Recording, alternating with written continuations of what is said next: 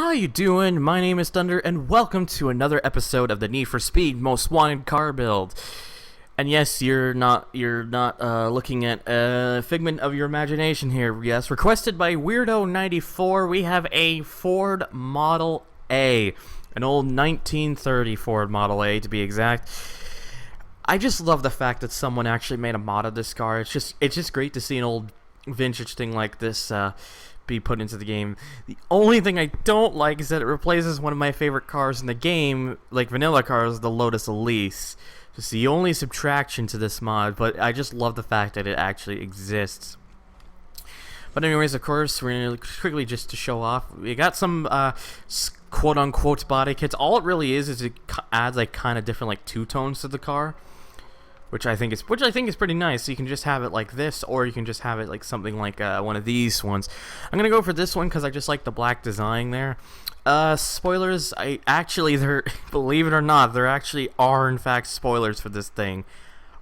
I don't know why, but they do exist. We might want. I mean, like the fact that's just crazy to think that a car like this, the person modding it thought, let's just put some spoilers on it. Why not? And I love it for that particular reason. I just find that to be particularly very amusing. Let's just go a bit silly, make it a sport carbon.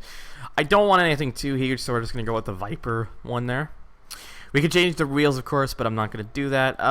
Hoods, I don't think. Yeah, it doesn't seem to be. The hoods don't seem that. Actually, no, they do actually. It took a little bit to get into them, but I've noticed like hoods like these will add, like the Factor X will add like an extra set of mirrors basically by the actual window. Apart from that, though, that's the only thing I think I can notice that makes a difference. So let's just put it on and just, you know, because why not? And then roof scoops. There actually are roof scoops for this thing. Not that I'm going to put any on them because I don't like roof scoops. But there you go. There's a few things we've done to it. Paint. We, of course, can, in fact, paint the car. Various different colors we can make it. So, of course, I could just do this to give it all one color, but I'm not going to do that. In fact, let me see here. What do I want? What do I want to put on this car? So many options, so I'm kind of like stuck here on which one I should choose.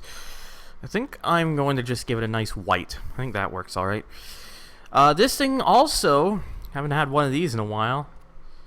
Okay, now I need to change it because we can actually put vinyls on this car like that. I'm only doing that just so you can actually see it because of the fact that I put a white paint job on it.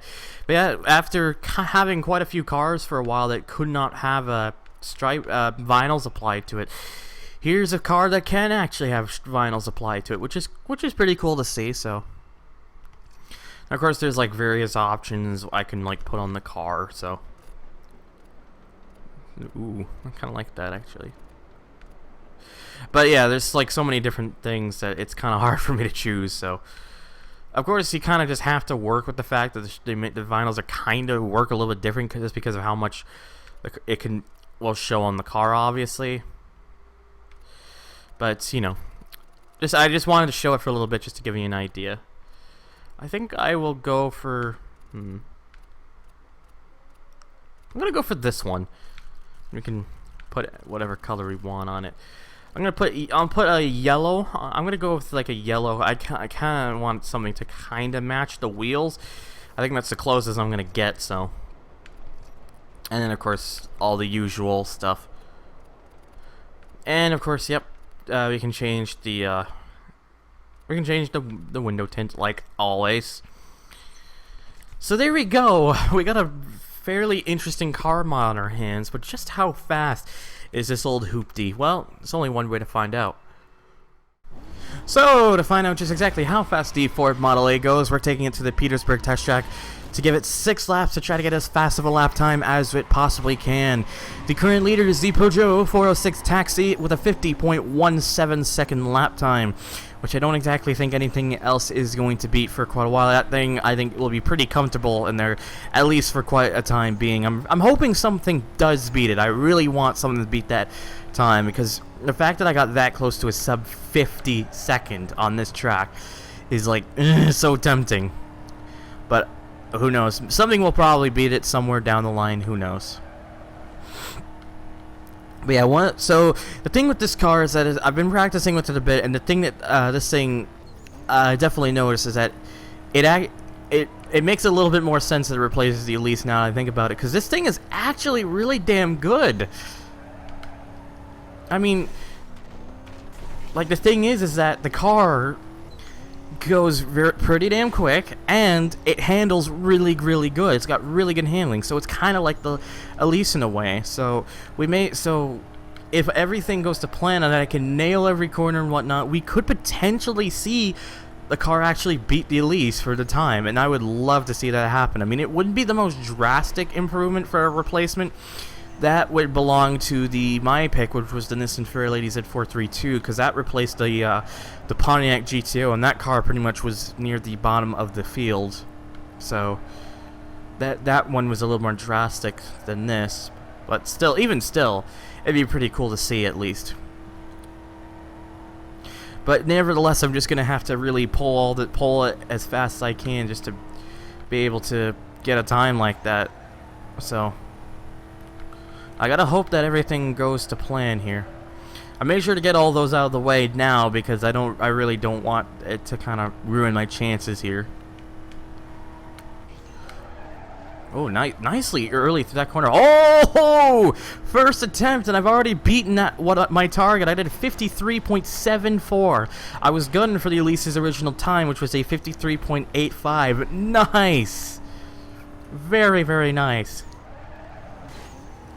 Ah, man, that makes me very happy to see. So that's gonna be one hell of a time. That's one hell of a time for this old hooptie, and I'm just very glad that I managed to do it. But of course I got a couple more laps. Let's see if I can actually improve on that time. Would certainly like to hope so, but you know, may not be able to. You never know, though. Come on, like, this thing, I just love this thing, the fact that it goes over like 210 in an old car from 1930, doing a kind of speed like that is just, it's a wonderfully amazing, great feeling. Okay, I may have cut in there just a little bit too much, and I really should keep to the right of that because it's less rough on the landing of that jump there. So that'd be. But of course, we don't know yet. We don't know. What am I saying? I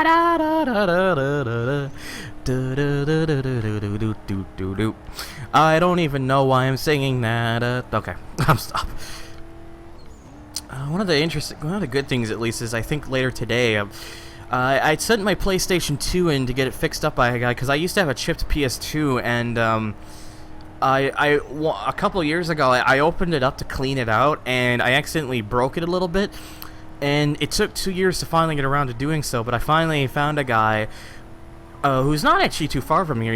I had to ship it to him, but he's located in Toronto, so it's not too far.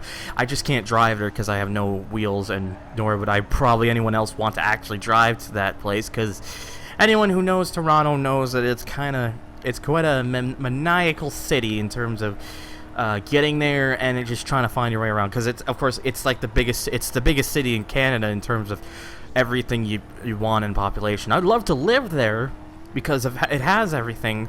The problem is, though, living in Toronto has been quite costly, so a lot of people have been moving. So there's been quite a few people who have been moving out of the city just because it's too expensive to live there nowadays, and it really sucks because I always wanted to live in Toronto. It's always something I wanted to do, but it just may be too costly for me, so. But this guy lives there, so I guess he must be doing alright. He lives in an apartment, but, you know, still lives in Toronto. I'd even be happy to have an apartment in Toronto, so.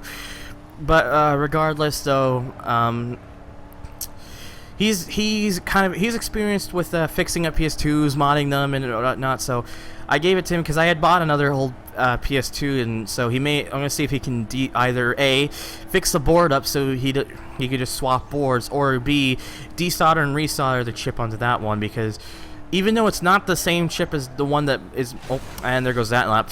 Even though it's not the most popular chip, and by popular I mean like the one that's most commonly used, my chip that I had on mine is kind of an older one, but it's a really damn good chip, which is why I don't want to let it go to waste. It's called a Messiah 2, and the common one these days is put in is called a Modbo 4, which is a clone of the Matrix Infinity chip. Anyways, yeah, I didn't beat that second lap time, but that's okay with me, because the fact that I managed to beat that in the first place is more than good enough for me. So the 53.74 second lap time should put the car into 5th place. With the 53.74, it puts it right into 5th place. It beats out the car, it just beats out the car it replaced, the Lotus Elise, as well as other cars like the Porsche Carrera GT, Fiat Punto, and Ford GT, but is just a tad off of the BMW M3 GTR. So well done to you, Mr. Ford Model A. You did a very good job. So what other kind of interesting cars are we going to have that can pull off times like these? Who knows? All I know is stay tuned for next time. If you got any suggestions, please feel free to leave them down below. Though, if you've already suggested, wait till your first suggestion is up before you suggest another one. And as always, thank you guys for watching, and take care.